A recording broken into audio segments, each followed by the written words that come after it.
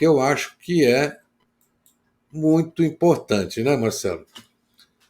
A conta do populismo fiscal. Ficar dentro da nossa área aí, porque esse documento que vazou da equipe do Guedes, né, segundo o Guedes, foi algum petista aí que quis prejudicar ele, mas vazou por quê? Eles precisam, o ano que vem, tirar dinheiro de tudo que é lugar para pagar essa festa que está sendo feita aí às vésperas da eleição, né? E é um pouco dessa festa que a gente vai tentar abordar no dia de hoje. O Instituto Brasileiro de Economia, que é o IBRE, né, ligado à Fundação Getúlio Vargas, calculou o impacto dessas recentes medidas aí, que a gente pode chamar de populistas e eleitoreiras, aí, só para ser simpático, para dizer o mínimo, e as incertezas que pairam aí sobre o orçamento da União para 2023. E eles chegaram a uma conta de 430 bilhões, ou 4,2% do PIB. Para ter uma ideia desse valor, em 2021, todo o investimento federal foi de 0,16% do PIB. O do nosso amigo Tarcísio, né? O investimento dele lá de infraestrutura, aquela coisa toda. Esses 430 bilhões precisarão ser encarados pelo próximo presidente da República eleito. Então, vamos falar hoje sobre as principais dívidas contratadas por esse governo e que começarão a desabar sobre as nossas cabeças a partir de 2023. Que vão demandar um ajuste fiscal rigoroso do próximo mandatário. Só espero que não corte o salário mínimo como o nosso amigo Guedes. O cálculo do IBRE se concentra em 3 pontos. O primeiro é o impacto que vem da prometida manutenção do Auxílio Brasil em R$600 e da pressão para reajustes salariais do funcionalismo público que foi congelado pelo governo. E também as revisões de despesas discricionárias, como gastos com manutenção de prédios públicos, que vinham sendo contingenciados. Na soma, esse item representa um custo de 120 bilhões.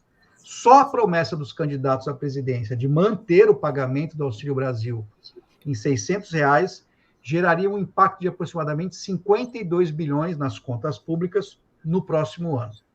O cálculo foi feito considerando os pagamentos para quase 22 milhões de famílias, pagamentos esses que estão fora do teto de gastos, é importante registrar. O segundo impacto no orçamento do governo vem das desonerações federais sobre combustíveis e outras renúncias fiscais. E só um parênteses, combustíveis que já estão defasados em cerca de 16% em relação aos preços internacionais. Mas aumento só depois do dia 30, né?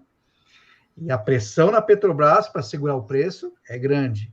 Ou seja, como os especialistas do setor vinham alertando, retirar de forma populista os impostos dos combustíveis só dá um alívio momentâneo e não resolve o problema da volatilidade do preço internacional. Mas como era óbvio para quem tinha pelo menos 2 neurônios conectados, o que Bolsonaro queria era baixar o preço até as eleições. Nunca agiu seriamente para resolver o problema. Só que o resultado é que essas desonerações abrem um rombo de 86 bilhões nas receitas públicas em 2023.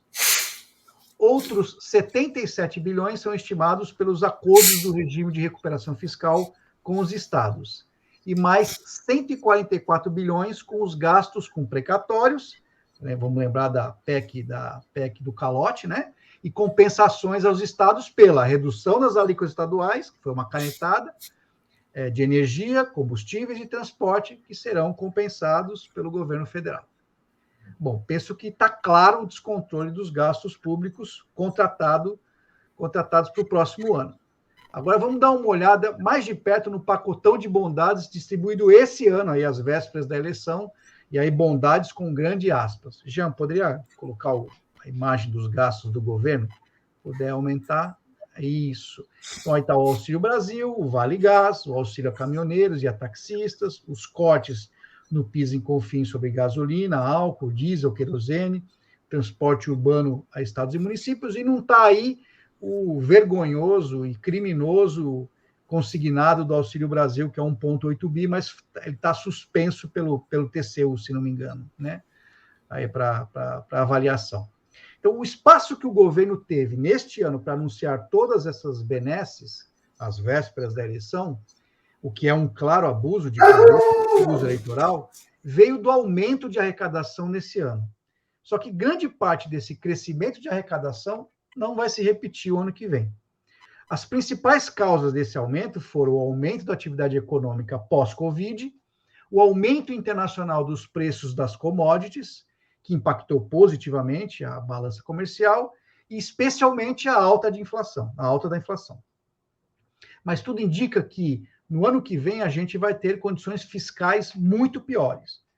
Consumo dificultado pelos juros ainda muito altos, famílias endividadas e uma recessão nas economias de países desenvolvidos no horizonte. Tudo isso indica que a arrecadação não repetirá o resultado de 2022. Esse aumento dos gastos públicos poderá impactar negativamente a relação dívida-PIB e, consequentemente, impactar nos juros e no câmbio, no poder de compra dos brasileiros, no emprego e na renda e, óbvio, na retomada do crescimento econômico do país.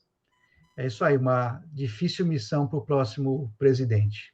É isso aí, Jean.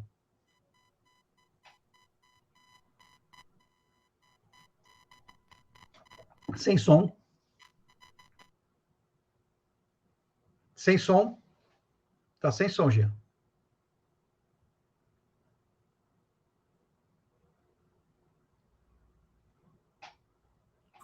Desculpa.